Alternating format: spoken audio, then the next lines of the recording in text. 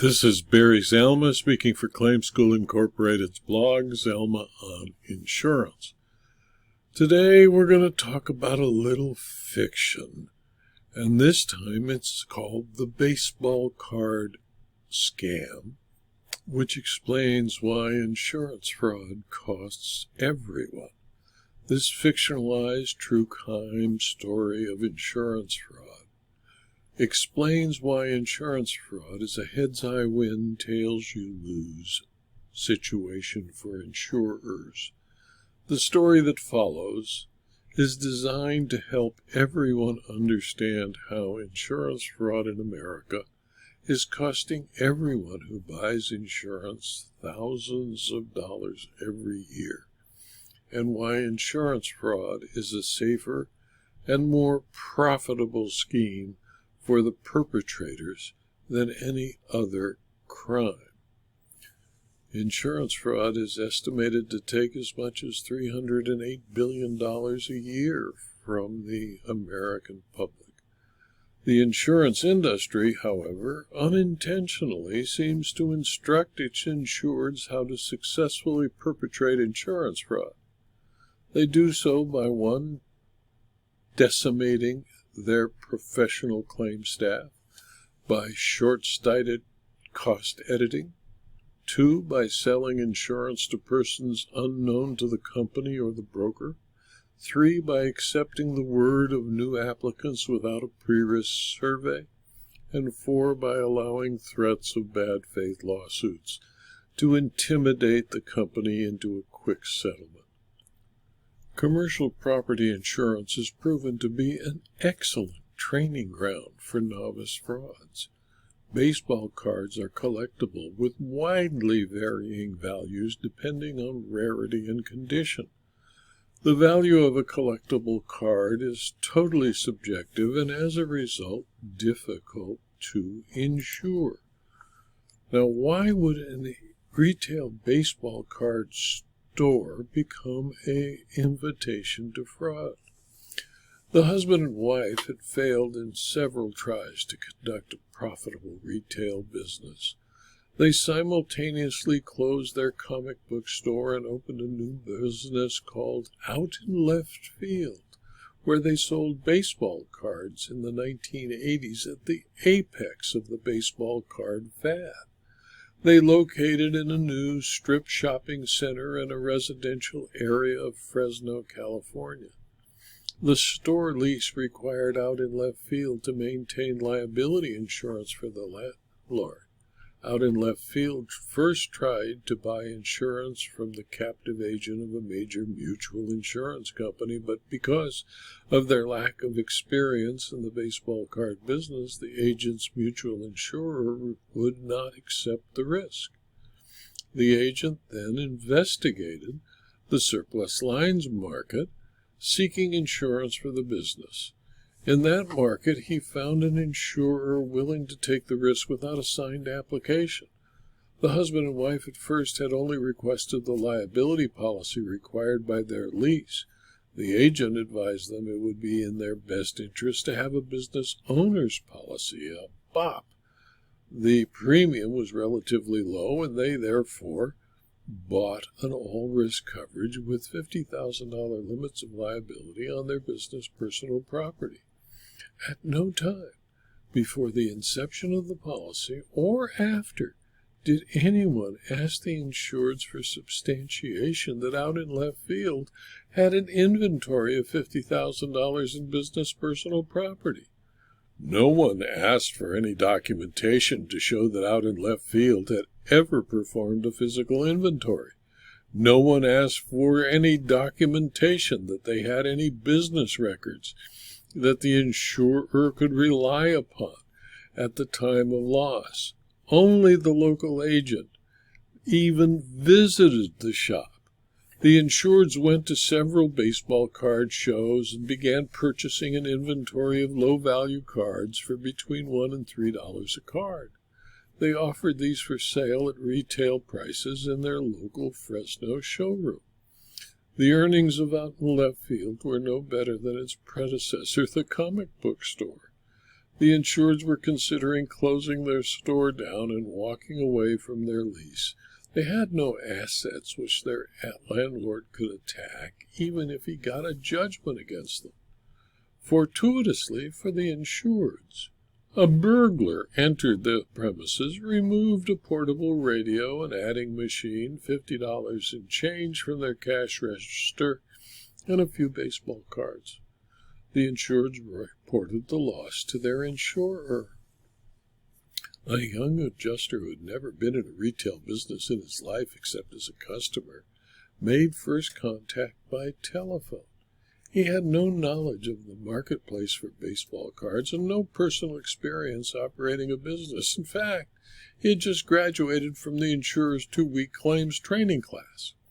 The adjuster spoke briefly with the insureds and took a 3-minute recorded statement limited to the discovery of the burglary. The adjuster mailed the insureds blank sheets to fill out, listing all of the property claim taken. He also asked for purchase invoices to support the ownership of the items in question. The insureds at the time of the burglary were basically honest people. Their business was failing, and the temptation provided to them by the young adjuster was just too much to resist.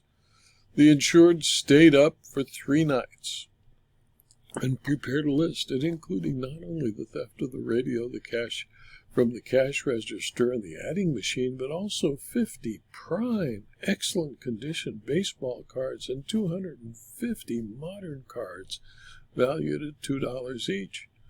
The descriptions and values came directly from a catalog. The list included a card of the year Henry Aaron broke the home run record and Mickey Mantle's rookie card. It also included Roger Maris's 61 home run year and Willie Mays' rookie year. Each card was valued by the insureds at more than $1,500 each. They then changed the purchase invoices and added to the purchase price 3 numbers to the left of each invoice account. The invoices thus appeared to verify the purchases of the cards they claimed stolen.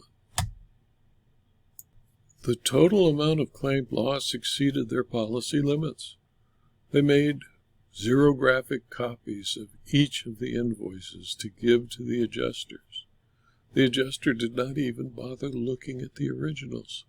The adjuster did not, therefore, see that some of the invoices were written in different color ink. If the adjuster saw the original invoices, he would have seen the changes. The adjuster was surprised when he received the claims forms. He did not expect such a large loss. He telephoned another retail baseball card store and learned that 50 baseball cards like those claimed stolen could easily be worth more than the $50,000 limit. He did not know what to do. He spoke with his supervisor. The supervisor suggested an audit of the books and records of out in left field by an accountant. The accountant, receiving the same forged documents the adjuster had received, found that the insured's calculations were correct. The accountant hired to audit the records of the insured never bothered to look at the original documents. The supervisor, still wary of the claim, suggested an attorney conduct an examination under oath of the insureds. However, before the lawyer started, the insured's wife telephoned the adjuster to advise that, as the adjuster knew, her disabled husband's only interest in life was out in left field. She explained that because of the delays in the payment of their claim, and the time they had to spend with the accountant, the insureds were unable to buy inventory. The insureds had sold nothing and could not pay their rent. Her husband had become so depressed as a result of the delays of the adjuster that he had tried suicide. He was well at the moment, she said, and begged him to make the claim payment. The adjuster and the supervisor, with a minuscule investigation and no facts to go on, decided it was the better part of valor to pay the policy limits as soon as possible. The adjuster delivered a draft for the amount claimed the next day by the U.S. Postal Service, and also the company issued a notice of non-renewal of the policy. The insureds took the money and paid their back rent. They bought some new clothes and a new car, and with what was left, they tried to buy additional inventory for the store. Business was still poor, since they were inept at running a retail business.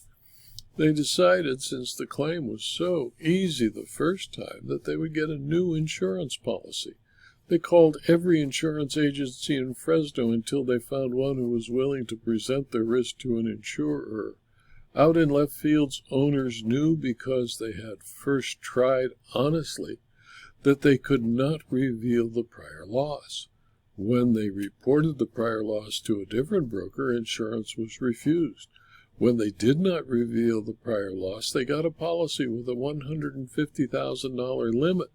The insurer's only office was in Nebraska, almost 1,500 to 2,000 miles from their store.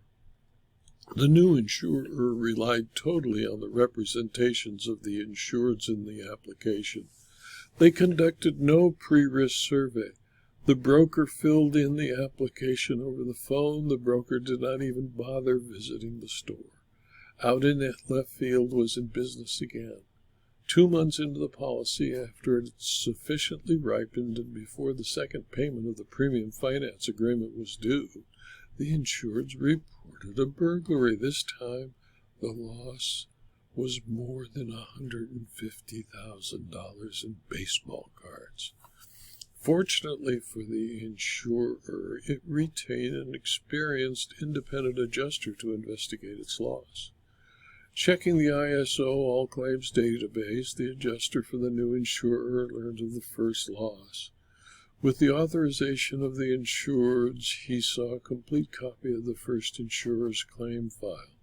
The new insurer demanded examination under oath before an attorney, and as soon as the demand letter arrived at the insured's home, the wife called the lawyer and begged an immediate settlement, since her husband, depressed by the delays of the insurer, tried suicide. She told counsel she was afraid that if the insurer did not pay quickly, he would be successful in his next try.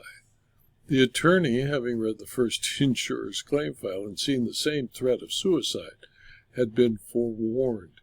He advised his client to strengthen their resolve. He advised them not to succumb to the fear as had the first insurer. Counsel then informed the insured that to conclude the claim, she and her husband must first appear for and testify at an examination under oath. The insurer also required they bring to the examination all original documents. The insureds retained counsel on a contingency fee who had no knowledge of their fraud. The insurers produced what they said were all the original documents supporting their claim. Although the insurer's counsel was not an expert, the documents appeared to be forgeries to counsel. He repeatedly questioned the insureds about the documents until he got clear answers. The insureds testified that they received each of the original documents from sellers. They testified that they had never modified or changed the documents in any way, and they further testified that the records were the business records of Out in Left Field and been prepared in the normal course of their business. All of their testimony, of course, was false. To establish his suspicion, counsel forwarded the original documents to a questioned document expert, and the expert advised that every document had been changed or modified, a date, amount, and description of the original. Further, each of the invoices was written by two separate people in two different handwritings using two different writing instruments. The insurer, faced with such damning evidence and on the advice of counsel, rescinded the policy and denied the claim. The grounds stated were the material misrepresentation of fact concerning prior losses in the application for insurance. The insurer, as an alternative reason, also denied the claim for fraud. Counsel for the insurers also provided counsel for the insured a copy of the question document expert's report. Counsel for the insureds immediately withdrew representation of Out in Left Field. The insureds agreed to the rescission of the policy and got their premium back, which they immediately cashed. The insureds appeared satisfied with the resolution, and at the time of their examination under oath, they appeared in the offices of counsel for the insurer wearing a cervical collar and back brace, respectively. At the examination under oath, they informed the insurer's counsel that they had just had a rear-end auto accident where their best friend and neighbor had accidentally rear-ended them. Although one insurer escaped making payment to these frauds, two did not. The first, who provided the training, paid $50,000 for a loss that was probably no more than $800. An auto insurer also found itself making payments for an automobile accident that seemed to be fictitious. This type of loss will continue to occur as long as insurers fail to maintain adequately trained claims and underwriting staff. If insurers continue to accept insureds at face value without any pre-risk inspections or investigation, this type of loss will multiply. Insurance agents and brokers will have their loss ratios increased logarithmically. Profits will fall because they did not inspect and control the risks they insured. They will also probably accuse honest insureds with honest claims of insurance fraud because their people were sufficiently incompetent to adjust and investigate thoroughly a claim. This video and this story was adapted from my book, Insurance Fraud Costs Everyone, which is available as a Kindle book, a paperback from Amazon.com. If you found this video to be interesting or useful to you, please tell your friends and colleagues about the blog and the videos and let them subscribe. It's free. You can subscribe on YouTube. You can see the video on rumble.com. And if you do, I'd appreciate it if you click on the like button on YouTube and the thumbs up button on rumble.com. And if you're interested in obtaining further detailed information about insurance, insurance claims, insurance fraud, and insurance law, please consider, for a very small fee, subscribing to my Substack publications. Thank you for your attention.